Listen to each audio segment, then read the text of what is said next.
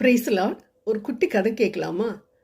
ஒருத்தர் தன்னுடைய பெரிய வீட்டை ரொம்ப சீப்பான விலைக்கு ஒருத்தருக்கு விற்கிறார்.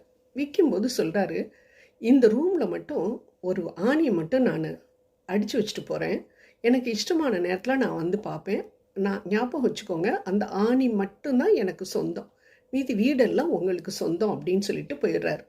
கொஞ்ச நாள் கழித்து வர்றாரு, ஆணியை பார்க்குறாரு, போகிறார். திருப்பி கொஞ்ச நாள் கழித்து அந்த ஆணியில் ஒரு பையை தொங்க போட்டு போகிறார்.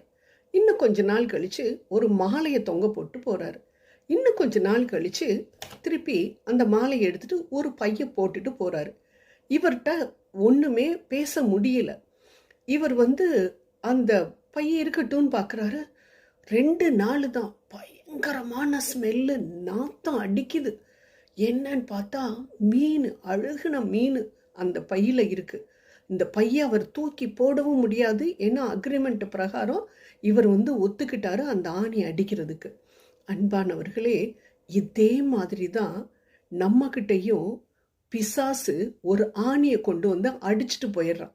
தொடக்கத்தில் அது ரொம்ப நல்லா தான் இருக்கும், நமக்கு ரொம்ப சலுகைகள்லாம் கிடைக்குது அப்படின்னு நினச்சிக்கிட்டு இருப்போம். ஆனால் கொஞ்ச நாள் ஆக ஆக தான் அதனுடைய இஃபெக்ட் எல்லாமே தெரியும். என்ன தெரியுமா? அந்த ஆணி ஆசை என்ற ஆணி. என்ன ஆசை? பணத்தின் மேல ஆசை, பதவியின் மேல ஆசை, நிலத்தின் மேல ஆசை, சொத்தின் மேல ஆசை, சாப்பாட்டின் மேல ஆசை.